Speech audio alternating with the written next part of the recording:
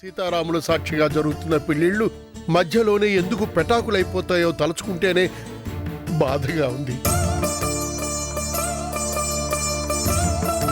ప్రతి భర్త నాతి చరామి అనే తాళి కడతాడు.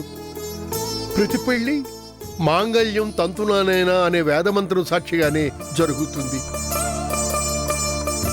చివరికి ఎవరికి ఎవరూ కాకుండానే ఎవరి దారిన వారు బతికేస్తూ బతుకు ప్రయాణం మధ్యలోనే ఆగిపోతే ఏమండి మీరు మాట్లాడుతుంది మన పుత్రరత్నాల గురించి అన్నపూర్ణ.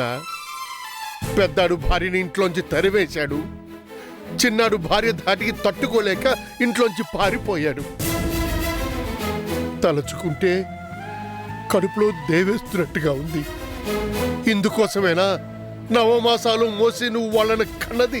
ఇందుకోసమేనా 20 సంవత్సరాలు వాళ్ళ కోసం నేను అహోరాత్రాలు శ్రమించి కష్టపడింది? ఏం మాట్లాడవేమో అన్నపూర్ణ.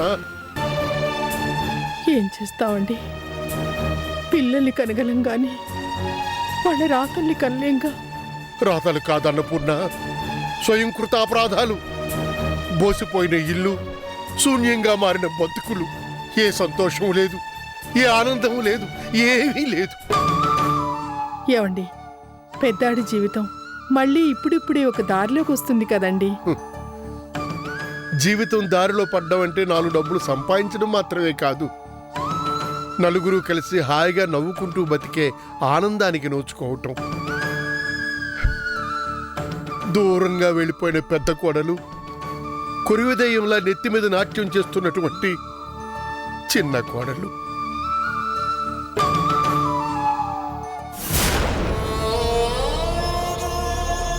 నిజం చెప్పు, మనం మనసారా నవ్వుకుని ఎన్నాళ్ళయింది? ఏమండి నాకెందుకో ఈవేళ మన చిన్నాడే గుర్తుకొస్తున్నాడు అన్నపూర్ణ. కట్టుకున్న దానికి చీమ కుట్టినట్టయినా లేకపోయినా వాణ్ణి ఈ భుజాల మీదకి ఎక్కించుకుని ఆడించిన కన్న తండ్రిని కదా. ఏమైపోయాడు అన్నపూర్ణ మన కృష్ణ? ఎక్కడికి పోయాడు? ఏం చేస్తామండి, అంతా మన కర్మ ప్రారంధం. చిన్నాడి గురించి నేను బాధపడని రోజంటూ లేదు. పోనీ మనమే వెళ్ళి తీసుకొద్దామా అంటే వాడెక్కడున్నాడో కూడా తెలియదు. మన సంగతి సరే, తాళి కట్టించుకుంది కదా సౌందర్య. భర్త తనకు మాత్రం కావాలని లేదా? ఉంటే ఉన్నన్నాళ్ళు కృష్ణని ఎందుకు రాచి రంపాని పెడుతుందండి? అసలు అది ఆడపుట్టక పుడితే కదా. ఎంతసేపు డబ్బు డబ్బు డబ్బు. డబ్బు ఉంటే చాలు, మొగుడు అక్కర్లేదు, మొద్దులు అక్కర్లేదు. టింగురంగా అని సింగారించుకుని ఊరి మీద పడి బలాదూరు తిరుగుతుంది. అదేమంటే గయ్యమని మన నెత్తిన తాడు చెట్టం తెత్తులు లేస్తుంది. కర్మండి కర్మ. ఏ జన్మలోనో మనం చేసుకున్న పాపం అనుభవిస్తున్నాం అంతే. సీతారామ కథ, ఇంటింటికి ఓ కొత్త రామాయణం. ఈ ఇల్లు మళ్ళీ కలకలలాడాలి అంటే దూరంగా వెళ్ళిపోయిన మన కోడలు తిరిగి రావాలి.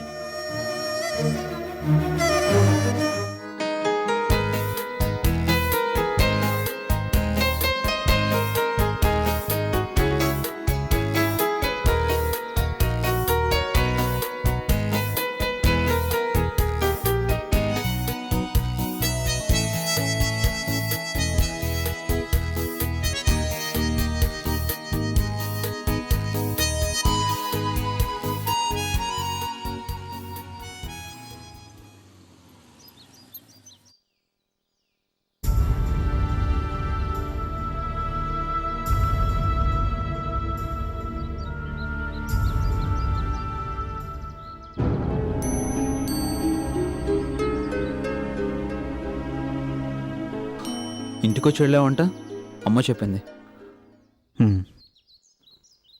ఏంటి అంత డబ్బును అర్జెంటుగా అప్పు చేసి తేవాల్సిన అవసరం ఏమొచ్చింది? నేనేమన్నా అడిగానా? అడక్కపోవటం నీ సంస్కారం, తెచ్చివ్వటం నా కర్తవ్యం.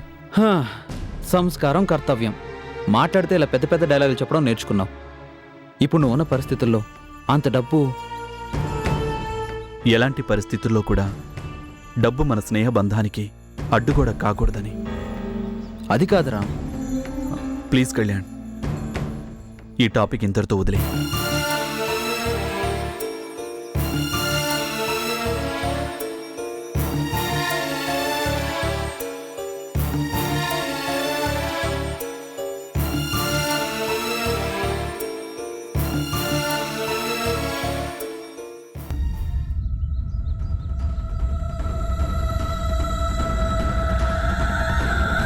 దీన్ని నీకు ఇవ్వాలని వచ్చాను.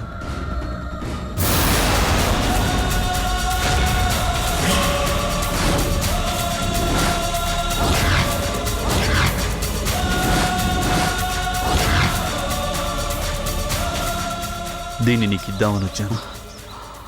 రామ్, ఇది నీ భార్య గుర్తుగా నువ్వెంతో భద్రంగా దాచుకున్న తాళి. హ, ఈ తాళి ఆడదాని మెళ్ళో ఉంటే ధైర్యం, మగాడి చేతిలో ఉంటే భయం. ప్రతి క్షణం గతాన్ని గుర్తుకు చేసే దీన్ని చూస్తూ భయపడుతూ బ్రతకటం నా వల్ల కాదు.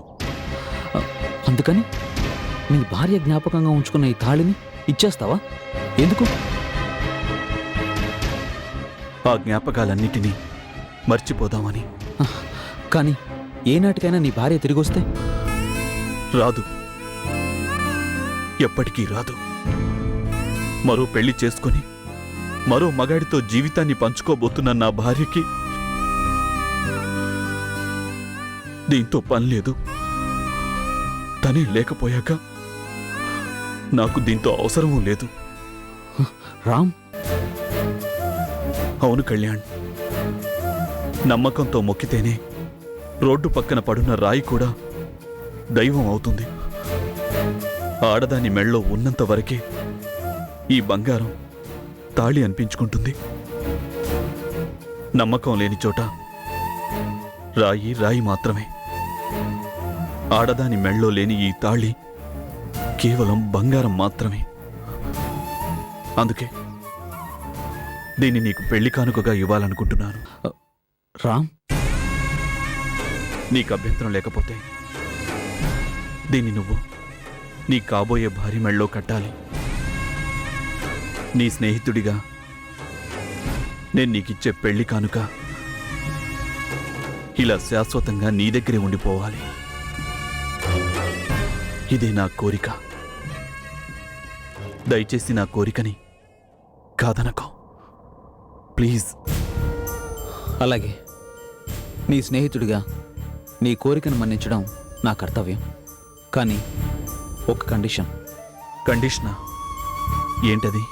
ఈ తాళిని నేను నా స్వప్న మెడలో కట్టేటప్పుడు నువ్వు నా ఎదురుగానే ఉండాలి.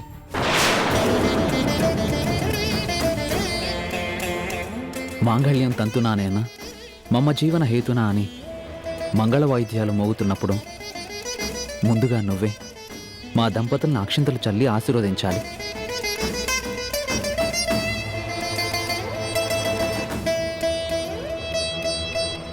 అలాగే. అయితే నీ కండిషన్ నాకోకే, నా కండిషన్ నీకోకే. ఏది ఇచ్చేయి మా పెళ్లి కానుక.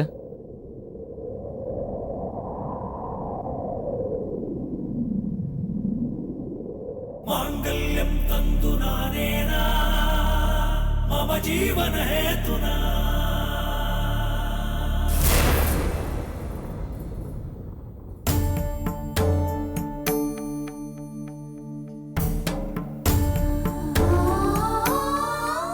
అందమైన పెళ్లి కానుక. ఇంత అందమైన పెళ్లి కానుకని ఇప్పటి వరకు ఈ ప్రపంచంలో ఎవ్వరూ ఎవరికీ ఇచ్చుండరు.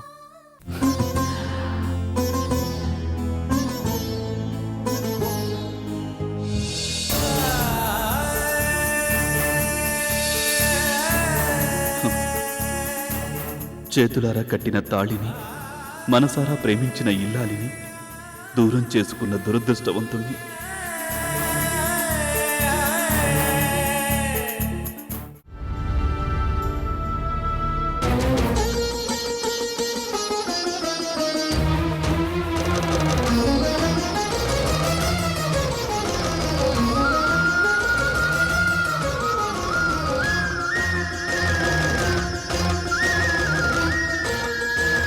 ఈ తాళి నీకు గుర్తొచ్చిందా? చెప్పు, గుర్తొచ్చిందా?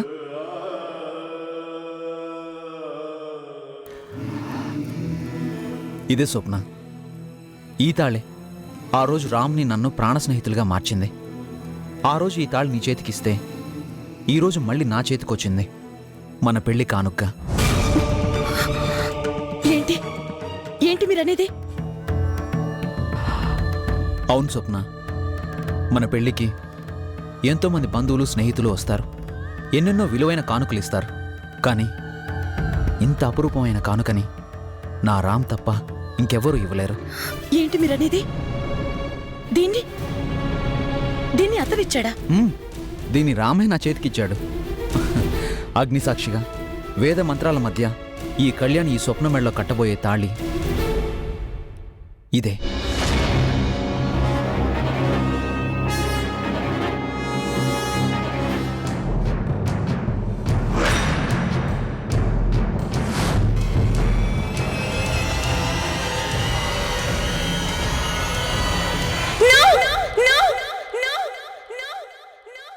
స్వప్న, అవునండి, ఇది ఇది తాళి కాదు, ఒక ఆడదాని కంఠానికి బిగిసిన ఊరి తాడు. అమాయకురాలైన ఒక ఇల్లాలి కన్నిటికి ఆనవాలు. 4 గోడల మధ్య జరిగే దాంపత్య హింసలో మృగం లాంటి ఓ మగాడి రాక్షసత్వానికి, పైకి చెప్పుకోలేని ఓ అవల మానసిక క్షోభకి సజీవ సాక్ష్యం. స్వప్న, అవునండి, ఇది మీ ఫ్రెండు వేద మంత్రాల సాక్షిగా తన భార్య మెళ్ళు కట్టిన తాళి. కాని అనుమానం పిశాచి సాక్షిగా, దౌర్జన్యపు దయ్యాల సాక్షిగా, నివ్వెరపోయి చూస్తున్న పంచభూతాల సాక్షిగా అర్ధరాత్రి వేళ తన చేత్తో తెంచేసిన తాళండి. ఇలాంటి తాళిని ఏ మగాడైనా తన కాబోయే భార్య మెళ్ళో కడితే మళ్ళీ తెగిపోదని గ్యారంటీ ఏంటి? తాళి అంటే పసుపు తాడు కాదు, బంగారు పిల్లలు కాదు, బంధం, పవిత్రమైన బంధం. ఆ బంధాన్ని ముడివేసేందుకు పుట్టుకుని తెగిపోయిన ఈ తాళ ఛీ! తనలోని రాక్షసత్వానికి పరాకాష్ట.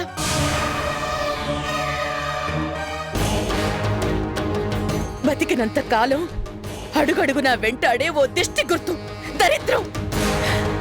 ఈ దరిద్రం నాకొద్దు.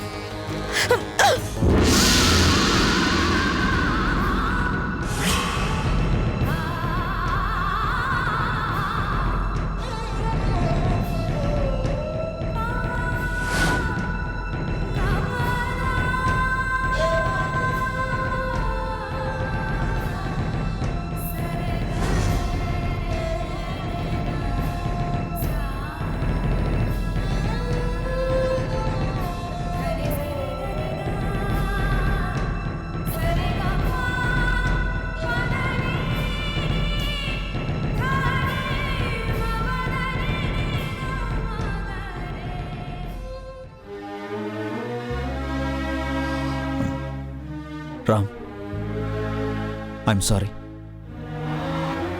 సెంటిమెంటల్గా స్వప్నకి ఇది నచ్చలేదు. స్వప్నకి నచ్చని పని నేనేది చేయలేను. కాదంటున్నందుకు సారీ. కష్టపెట్టుంటే వెరీ వెరీ సారీ.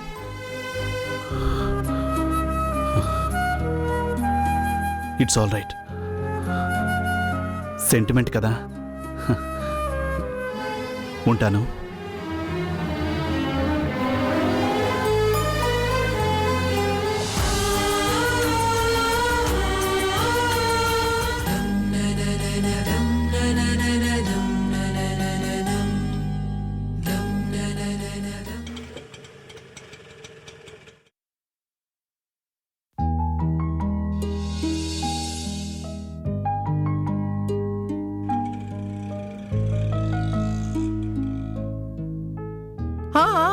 కల్పన, నెమ్మదిగా.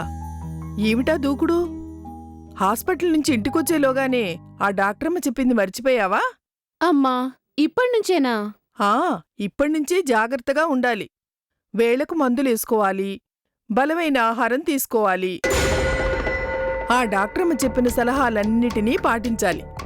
అప్పుడే ఒక దొంగోడికి వారసుడుగా మరో బుల్లి దొంగోడు పుడతాడు. సౌందర్య! కాదా అత్తయ్య, సినిమా స్టార్ కొడుకు సినిమా స్టారే అవుతాడు. రాజకీయ నాయకుడి కొడుకు రాజకీయ నాయకుడే అవుతాడు. దొంగోడికి పుట్టినవాడు కూడా దొంగోడే అవుతాడని హిస్టరీ చెప్తోంది కదా. వదినా, వదిని కాబట్టే నీ గురించి దిగులు, బాధ, విచారం కూడా ఆడపడచ్చు. ఏంటో ఎప్పుడెప్పుడు నా కడుపు పండుతుందా, ఎప్పుడెప్పుడు నేను తల్లిని కాబోతానా అని నువ్వు ఆశపడుతున్నావు. కానీ నీ కడుపులో పడిందేమో ఆ దొంగోడు, అదే మీ ఆయన గోవిందం. సౌందర్య! నా అల్లుణ్ణి అంత మాటంటావా? నేననడం ఏంటత్తయ్యా? ఊళ్ళో వాళ్ళందరూ అనుకుంటున్న మాటే కదా. ఏమనుకుంటున్నారు? ఏమనుకుంటున్నారు చెప్పు. అయ్యో, నా నోటితో ఎలా చెప్పను? సరే, నువ్వు అడిగావు కాబట్టి చెప్తున్నాను. మీ ఆయన గోవిందం కళ్యాణి గారికి ఇవ్వాల్సిన 15 లక్షల్ని తీసుకుని జంప్ అయిపోయాడు అనుకుంటున్నారు.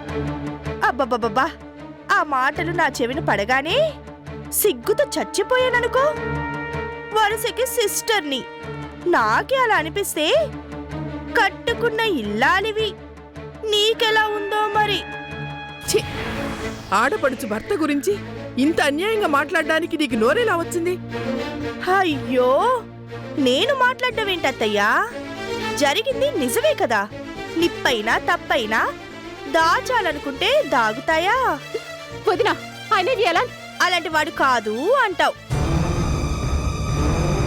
ఆయన గారి వారసుడుగా పుట్టబోయేది దొంగోడు కాబోడు అంటావు, అంతేనా?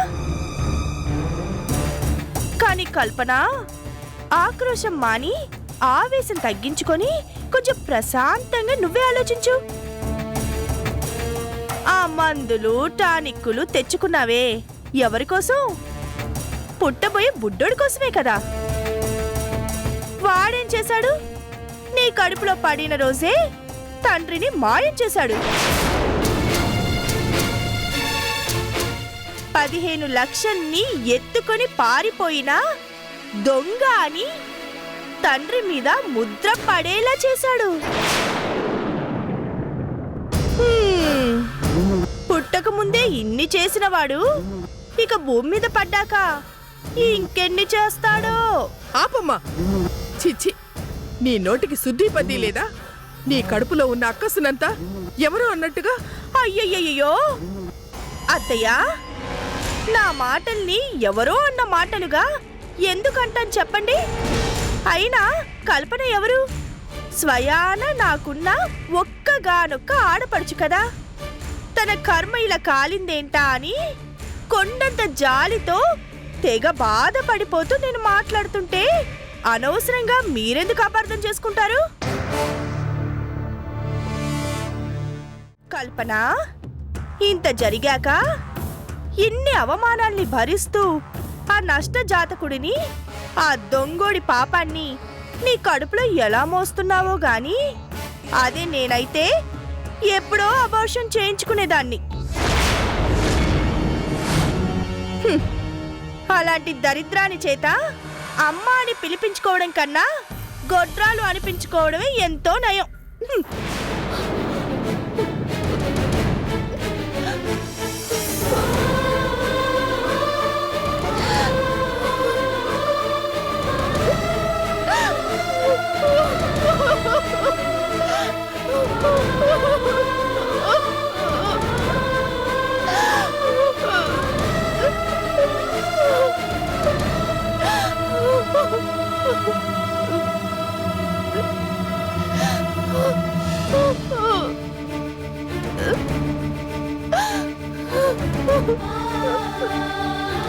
కల్పన,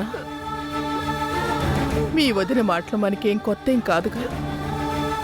ఎదుట వాళ్ళు సంతోషంగా ఉంటే కళ్ళల్లో నిప్పులు పోసుకుంటుంది. దానికెటూ తల్లే అదృష్టం లేదు. అందుకే నువ్వు తల్లివి కాబోతున్నావన్న అక్కసుతో ఏవేవో మాట్లాడుతుంది. అవన్నీ పట్టించుకోకమ్మా. అమ్మా